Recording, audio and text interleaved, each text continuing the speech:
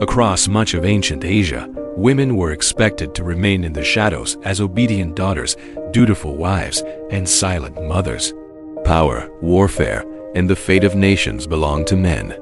Yet in the 1st century, 2 Vietnamese sisters defied that order.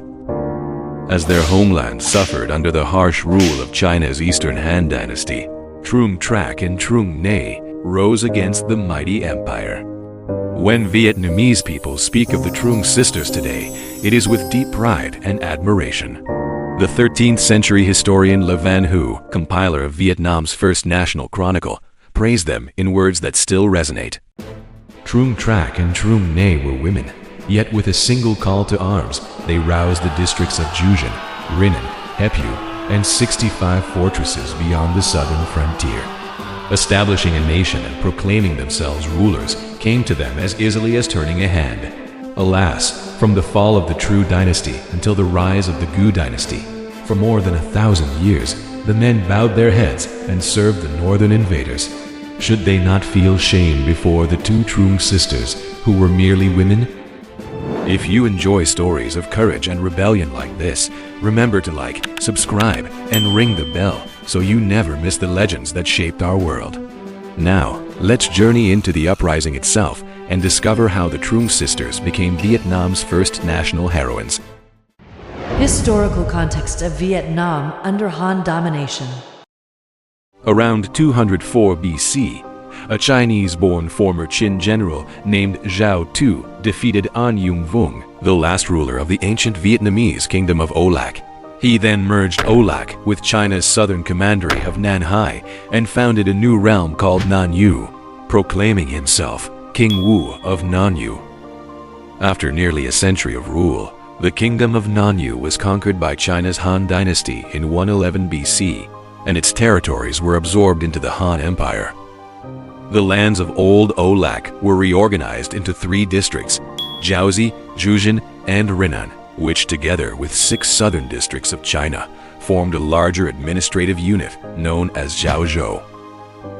For the next 119 years, from 111 BC to 8 CE, under the Western Han, imperial policy was relatively accommodating, allowing many local customs and the old administration to continue. But as power shifted to the Eastern Han, that leniency faded and control tightened. When it came to politics, Han officials replaced native leaders, steadily eroding the authority of the traditional tribal chiefs. Economically, they seized land for state farms, imposed heavy taxes, demanded tribute in precious goods, and monopolized essential commodities such as iron and salt. Culturally, the Han pushed full assimilation, sending settlers from the north, suppressing Vietnamese customs, enforcing Chinese laws and rituals, and gradually spreading Confucian ideology and the use of Chinese characters into everyday life. The Trung Sisters Rebellion. By the 30s CE, Han oppression had reached a breaking point. The crisis deepened when Su Ding became governor of Yaozi, ruling with open brutality and driving the people into misery. In Yaozi lived Trung Trac, the courageous and outspoken daughter of the local chieftain of Mi Lin district. She had married Thi Sac, the spirited son of the chieftain of neighboring Chu Yen district. With 2 powerful families now united, their influence grew even stronger. According to historical chronicles, around 40 CE, Su Ding struck first, ordering the execution of Thi Sac to curb their rising power and intimidate others. But his cruelty backfired. Instead of fear, it ignited a fury within Trung Trac. With her husband slain and her people suffering, she vowed to avenge both family and homeland. That same year, Trung Trac and her younger sister Trung Nay raised the banner of rebellion. Their forces surged forward with such ferocity that Han troops quickly collapsed and Su Ding fled north to safety. The sisters' victory sent shockwaves through the region. Communities long resentful of Han rule rallied to their cause. From Yaozi itself to Nanhai, Jujian, Rinan, and even Hepu. The uprising spread like wildfire, toppling Han garrisons one after another. Within a short time, the rebels controlled 65 fortresses. Later that year, the people proclaimed Trung Tra Queen, taking the title Trungvung. She established her capital at Nilin and restored the independence once held by the ancient kingdom of Olak. Ma Yuan strikes Jiaozi. After 2 years of regained independence, the land faced a new and formidable threat.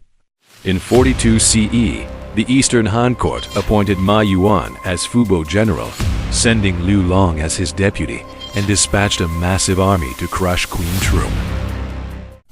From the north, Ma Yuan's forces marched along the coastline, cutting through mountains and clearing a path for more than 1,000 miles.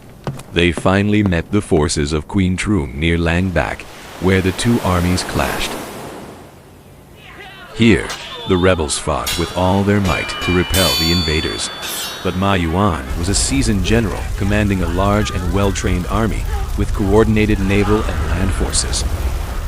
By contrast, Queen Trung's troops were newly assembled and inexperienced in battle. Despite their courage and fierce resistance, the overwhelming difference in strength forced Queen Trung to withdraw to Kam Ki. After nearly a year of valiant fighting, exhaustion and dwindling resources finally took their toll. The rebel forces collapsed and the Trung sisters retreated to Hatmon, where they chose to end their lives by leaping into the Hat River in an act of ultimate sacrifice. This tragic event occurred in February of 43 CE. Even after their sacrifice, resistance continued in some areas. In Jujin district, rebels led by Du Dung carried on the fight. By November of 43 CE, Ma Yuan advanced on Jujin with brutal force. Local leaders and villagers fought to the last, and hundreds, even thousands, were killed by Han troops. With that, Vietnam once again lost its independence, returning under the control of the Northern Empire. Although the independence won by the Trung sisters lasted only 3 years, it left a brilliant mark in the nation's history. For the first time, the country saw a female hero leading her people in a fight against foreign invaders. The image of the Trung sisters riding elephants into battle has become an enduring symbol of patriotism.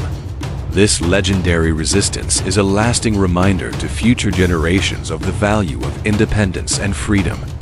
Thank you for watching the story of the Trung sisters. Don't forget to subscribe and see you next time.